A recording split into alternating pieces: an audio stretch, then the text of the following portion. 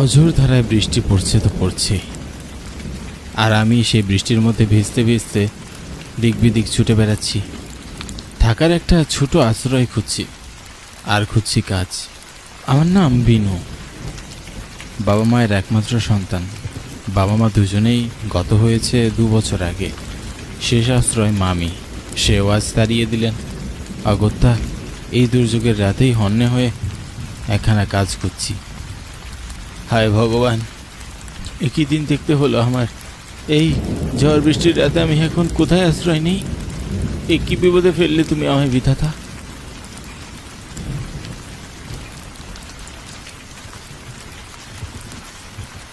সহসা কিছু দূরে খানিক আলো দেখতে পেলাম। মনে একটু সাহস বাড়ল, তড়িঘড়ি করে ছুটে গেলাম সেদিকে, যদি কোনো আশা ভরসা পাই। এটা তো একটা চায়ের দোকান, যাক ভালোই হয়েছে। এখানে গিয়ে কোনো কাজ পাই কিনা দেখি।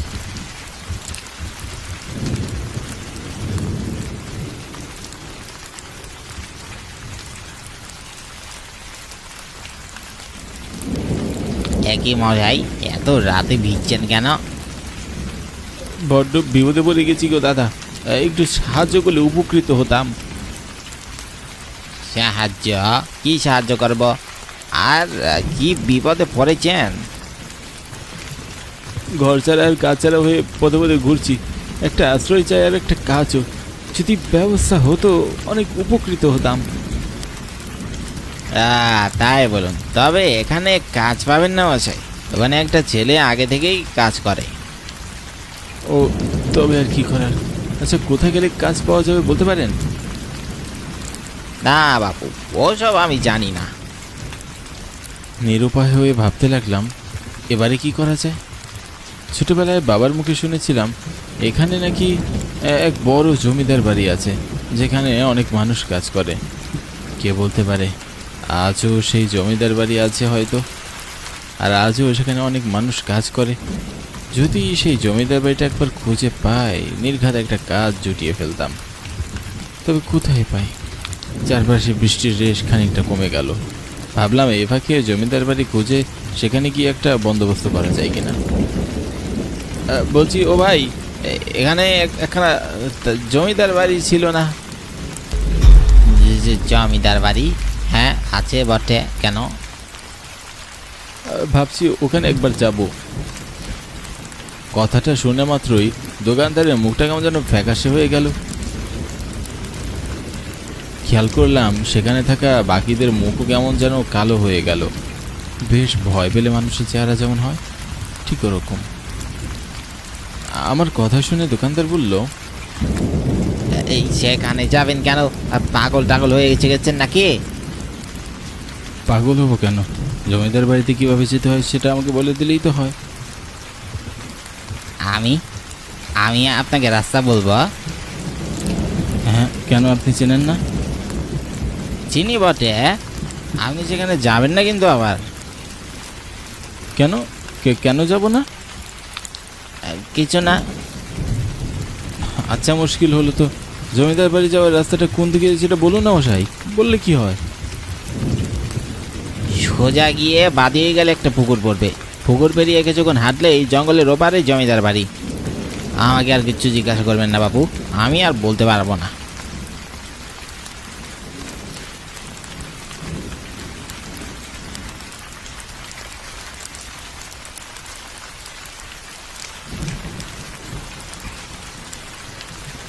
চাওয়ালা এমন করলো কেন জানি না। ওখানে থাকা বাকিরাও ভয়ে কুকড়ে গেল, বুঝতে পারছি না। যাকে আমার বর্তমানে একটা কাজ হলেই হবে। চারপাশে বৃষ্টি থেমে গেছে, বেশ খানিকক্ষণ হয়ে গেল, কিন্তু তবু তার রেশ যেন এখনো পুরোপুরি থামেনি। রাস্তাটা বেশ পিচ্ছিল হয়ে আছে। জঙ্গল পেরোলেই বোধহয় জমিদার বাড়ি পাওয়া যাবে। আমি হাঁটার গতি দ্রুত বাড়ালাম। যে করেই হোক, যত তাড়াতাড়ি সম্ভব আমাকে জমিদার বাড়িতে পৌঁছাতেই হবে।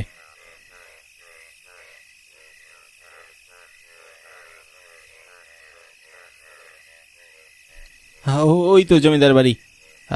কি বিশাল বাড়ি! যাক, অবশেষে পেলাম তাহলে। জমিদার বাড়ি দেখার পর আমি সেই বাড়ির দিকে অগ্রসর হই। সুবিশাল প্রাচীরে ঘেরা জমিদার বাড়ি। যদি এই বাড়িতেই একখানা কাজ বাগিয়ে নিতে পারি তবে আমাকে আর কে পায়।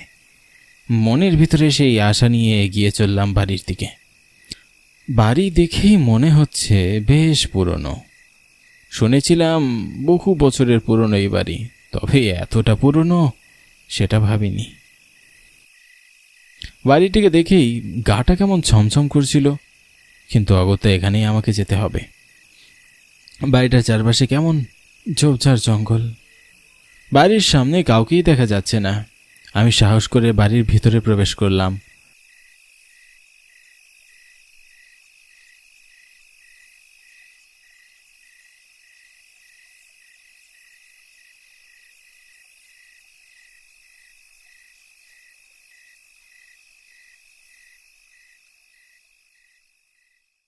বাইরে থেকে বাড়িটা যতটা ভয়ানক দেখতে, ভেতর থেকে ততটাই সুন্দর। বাইরে থেকে দেখে কেউ কল্পনাও করতে পারবে না বাড়ির ভিতর এত সুন্দর কি করে হতে পারে। চারপাশে কাউকে না পেয়ে আমি এবার হাঁকডাক শুরু করলাম। বাড়িতে কেউ আছে নাকি গো? বাড়িতে কেউ আছো? আমি যে বড্ড বিপদে পড়ে এখানে এসেছি।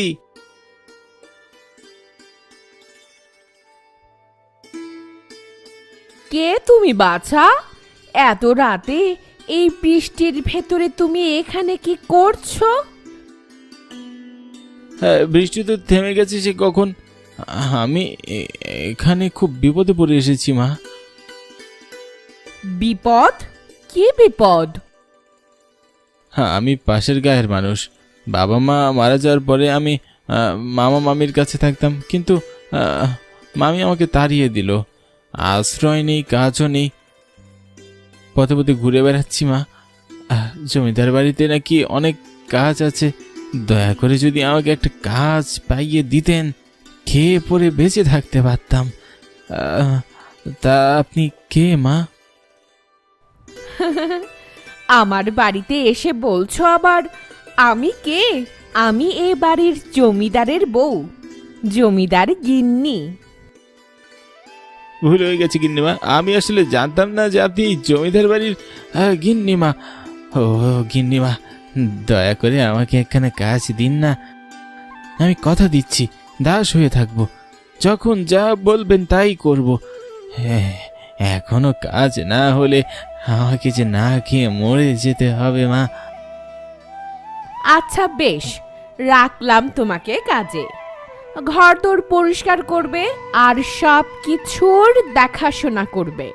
জমিদার মশাই মারা যাওয়ার পর এখানে সবাই কাজ ছেড়ে আস্তে আস্তে চলে গেছে। আমি একাই এখন এই গোটা বাড়ি আঁকড়ে বসে আছি। এই গোটা বাড়িতে আপনি ছাড়া আর কেউ নেই গিন্নিমা? না, আর কেউ নেই। মাইনে পত্তর কিছুই দিতে পারবো না বাপু। 3 বেলা খেতে পড়তে পারবে, আর এ বাড়িতেই না হয় তুমি থাকবে। আমার কোনো মাইনে দরকার নেই গিন্নিমা, শুধু খেতে আর থাকতে দিলেই আমার চলবে। অনেক উপকার করলেন আপনি আমার। তা বাপু, তোমার নাম কি বাছা? বিনু গিন্নিমা, আমার নাম বিনু। তা বেশ, শোনো বিনু, একখানা বিষয়ে সাবধান করে দিচ্ছি তোমাকে। রাত হলে কখনো নিজের ঘর থেকে বেরোবে না, আর এ বাড়ির বাহিরে কখনো যাবে না। যাও, এবার কাজে লেগে পড়ো। আচ্ছা গিন্নিমা।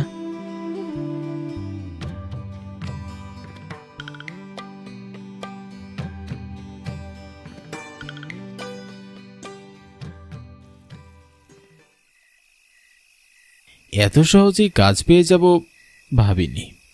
মনে মনে ভগবানকে ধন্যবাদ দিলাম। এরপর আমার চোখে ঘুম জড়িয়ে আসতে লাগলো, কিন্তু হঠাৎ ঘটলো এক আজব ঘটনা।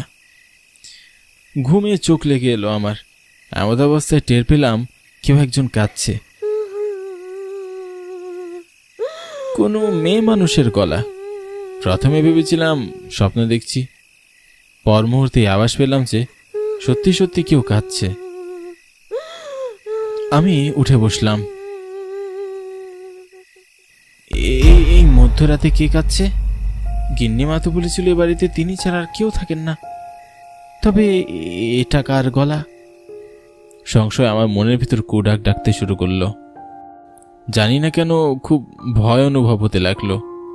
একবার ভাবলাম বাইরে গিয়ে পরখ করে দেখা যাক, কিন্তু পরক্ষণেই মনে হলো গিন্নিমা বারণ করে দিয়েছেন রাতের বেলা যেন বাড়ির বাইরে না যাই। কিন্তু রাতের বেলায় ঘর থেকে বের হতে নিষেধ করলেন কেন গিন্নিমা? সেটাই তো বুঝতে পারছি না। আর এত রাতে কারি বা গলার আওয়াজ পাচ্ছি। সব মিলিয়ে আমার মনের মধ্যে এক প্রশ্নকুণ্ডল তৈরি হয়ে গেল। বিবেচনা করে আমি সিদ্ধান্ত নিলাম দরজা খুলে আমি বাহিরে যাব। হতেই পারে কারো বিপদ হয়েছে, যেই ভাবা সেই কাজ।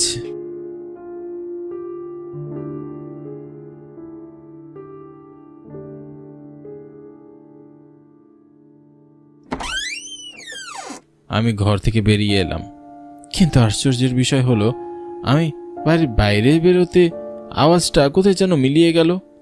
এত সময় তবে আমি যা শুনছিলাম সব কি ভ্রম? হতে পারে ঘুমের ঘোরে স্বপ্ন দেখছিলাম। আমি আর বেশি কিছু চিন্তা না করে ঘরে চলে এলাম।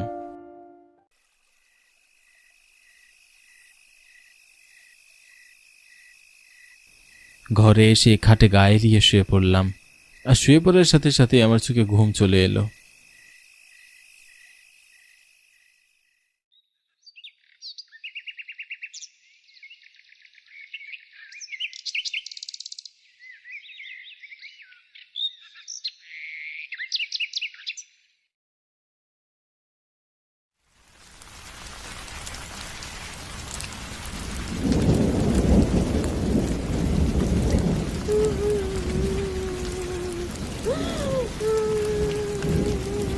কি আবারও কারো কান্নার আওয়াজ আসছে? হচ্ছেটা কি? আমি প্রতিদিন কান্নার আওয়াজ পাচ্ছি কেন? এক আজব ঘটনা করছে কেন আমার সাথে? আজ আমাকে রহস্যভেদ করতেই হবে।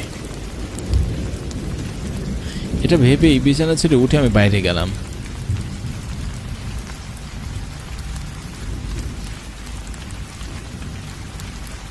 গত দিনের মতন বাইরে আসার সাথে সাথেই কান্না বন্ধ হয়ে গেল।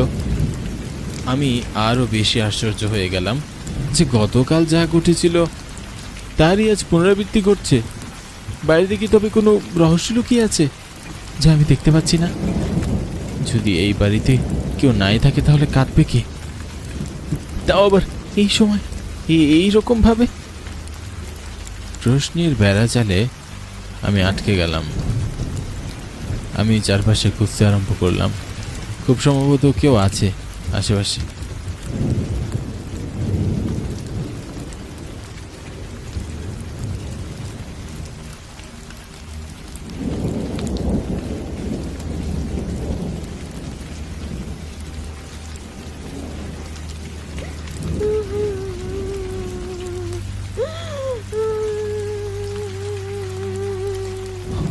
ওই তো কান্নার আওয়াজ আবার আসছে, কিন্তু কোত্থেকে আসছে? না, আজ যে করি হোক আমাকে কান্নার আওয়াজের রহস্যটা উদ্ঘাটন করতে হবে।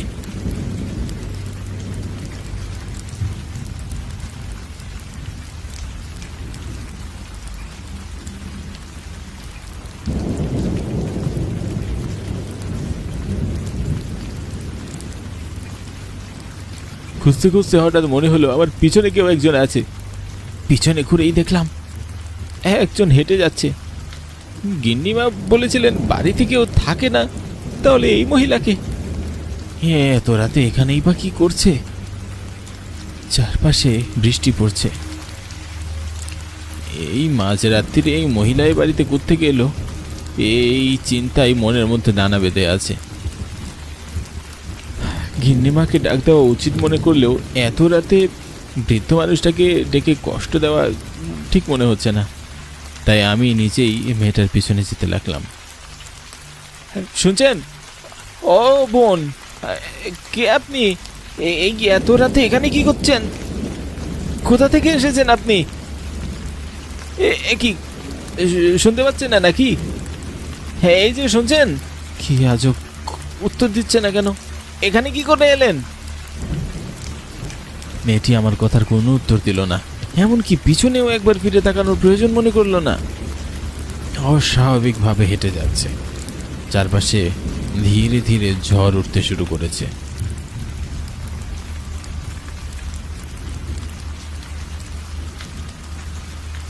অন্ধকারের ভিতর দিয়ে মেয়েটা সামনের দিকে হেঁটে যাচ্ছে, আর আমি ওর পিছনে হেঁটে যাচ্ছি। আমার মনের ভিতর কেমন একটা ভয়ের আশঙ্কা জন্ম নিল। আমি মেয়েটার পিছনে পিছনে ঘরের ভিতরে ঢুকে গেলাম।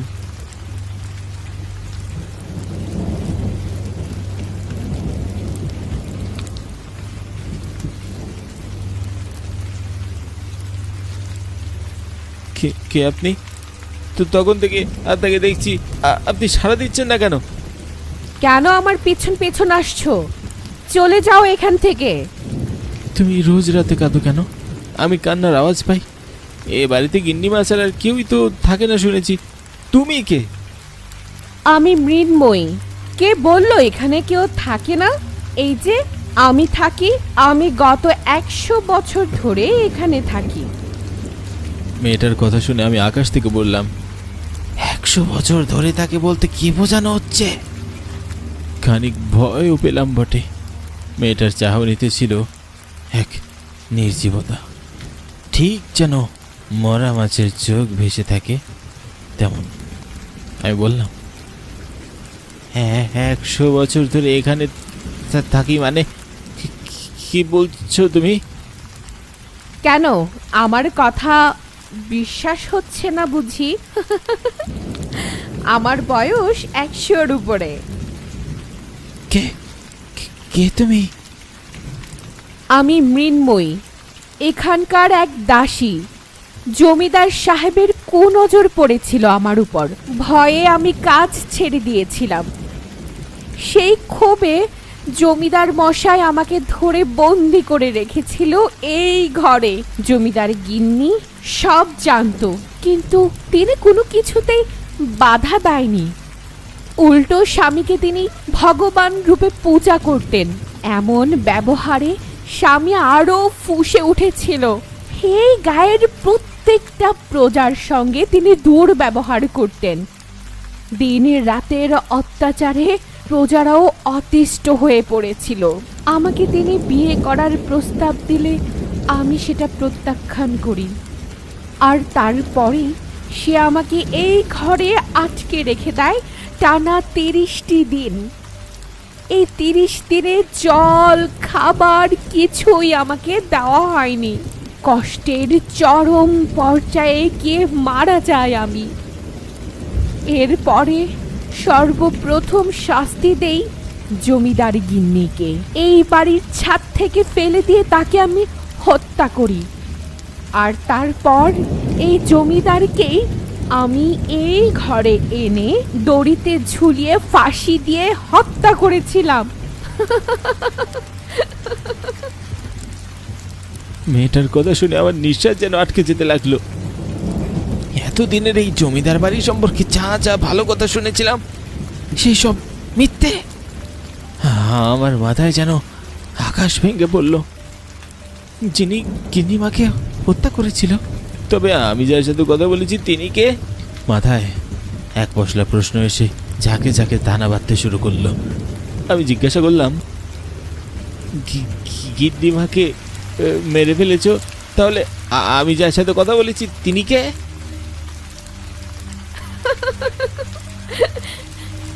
সে যে আমারই রূপ। গিন্নির রূপ ধরে আমি এখনো এখানে ঘুরে বেড়াই। এই অভিশপ্ত জমিদার বাড়ির চারপাশে যারাই আসে তাদেরকে আমি মেরে ফেলি। আজ তো তোর পালা।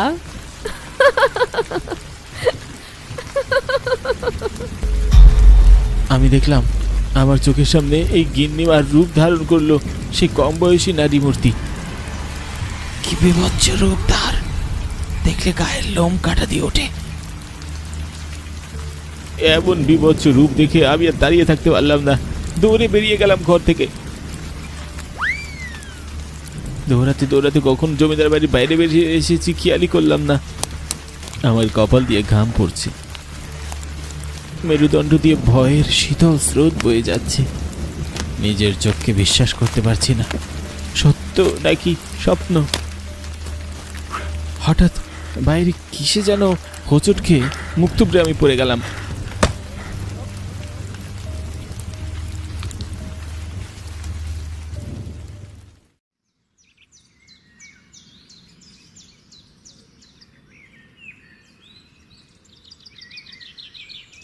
ও মশাই, চোখ খুলুন। হ্যাঁ বলি, সব ছেড়ে এই ভূতের বাড়ির সামনে জ্ঞান হারিয়ে পড়তে হলো আপনাকে? ভূতের বাড়ি মানে? বলি জমিদার বাড়িকে সবাই ভূতের বাড়ি বলে, আপনি জানেন না? সেদিন যখন এই বাড়ির খোঁজ করছিলেন নির্ঘাত আমি জানতাম আপনি এখানেই এসছেন। বলি মরার শখ হয়েছে নাকি আপনার? হ্যাঁ, আর যদি হয়ে থাকে অন্যভাবে মরুন না, ভূতের হাতে প্রাণ দিতে হবে কেন শুনি? তা এই ভাঙ্গা বাড়ির সামনেই বা পড়ে আছেন কেন আপনি? আমি তাকিয়ে দেখলাম সেই বিশাল জমিদার বাড়ি এক ভাঙ্গা স্তূপে পরিণত হয়ে রয়েছে। তবে আমি যে দুদিনে বাড়িতে ছিলাম সেটা কি ছিল, এর উত্তর হয়তো সারা জীবনেও আমার মিলবে না। তবে যা অভিজ্ঞতা হয়েছে তা আমি সারা জীবনেও আর ভুলতে পারবো না।